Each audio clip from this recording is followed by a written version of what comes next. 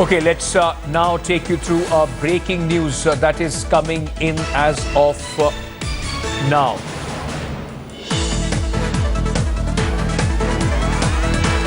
Well, this infiltration likely to have happened 2 to 3 days back. BSF is checking for the gaps on the border to see the spot where the infiltration took place. Sources say the advanced NSG team sent after SP's vehicle was stopped. The SP's vehicle was abandoned a few meters away from the attack spot. Not clear how exactly the terrorists entered the base. One of the army personnel killed was on sentry duty and others 4 to 5 are injured. Let's quickly go across to my colleague Kamaljeet Sandhu, who is on the phone line for more on this. Kamal, bring us up to speed what your sources are telling you on this terror attack. Well, intelligence sources clearly say the infiltration could have taken place 2 to 3 days ago. That the BSF is actually checking, and this is also the same modus operandi used in Dina Nagar as well, where the attack happened last year, very clearly using the Western Front and also to try and come through the fence. And this is not likely to have happened from Punjab, but could have also taken place from Jammu and Kashmir. And the strategy seems to have changed from Kashmir to Jammu and now to target Punjab. And that is what is seemed to be have happened even in this particular case. But sources also saying that BSF at this point of time is trying to check the gaps if there's any breakage in fencing. Remember, this is very, very closely monitored. Also saying that there was enough advanced intelligence which was available, and whether we're talking ahead of New Year's, there was an advisory already sent. States were asked to be alert, especially along the western borders with Pakistan. And here we have seen that intelligence, which also meant that the SP, who had actually also given information that his official car was taken away, was spotted a few meters away from the attack site, which is obviously joining the dots together is something the investigators would do later on. But a clear-cut case of a terror attack happening almost in the middle of the night, and this 1st of January is just gone by.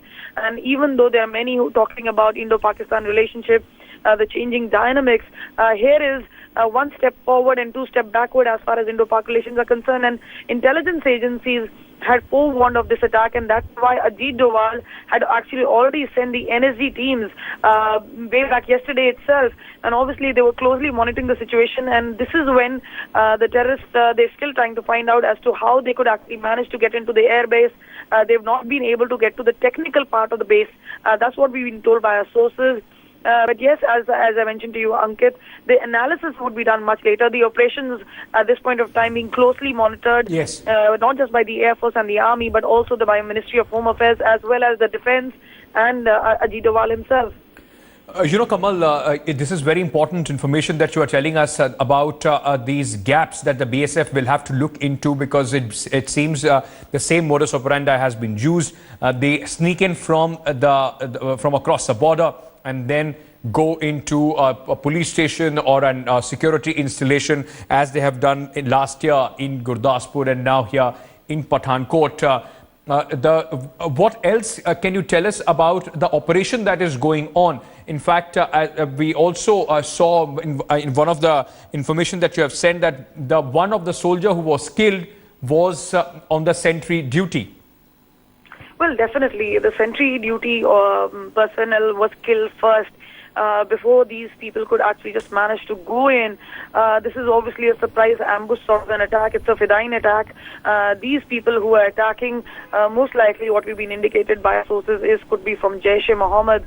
And this is a group which was also involved in the parliament attack. But remember, they had been keeping low-key, and here is a time that they would want to come and strike again, be in news again. But at this point of time, what we can say is that even as analysis could be done much later, the fact is the modus operandi is almost clear. Yeah. This is something of a tactics that even Pakistani terrorist groups have used within Pakistan to attack military as well as the Air Force base. Okay. And here we've seen they've hinted upon, chanced upon, and what our sources indicate is perhaps Nowshera is the side that they could have actually taken to actually make an entry. Obviously, they would be checking about the villagers as to who was obviously the internal aspect as to who could have helped.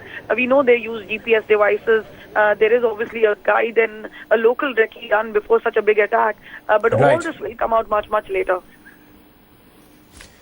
Thank you so much, Kamal, for bringing us that breaking news on this. In fact, all our reporters, not only on the ground, but those who cover the security installations, the Ministry of Home Affairs, bringing you minute-by-minute update on this big terror attack on January 2nd in Pathankot.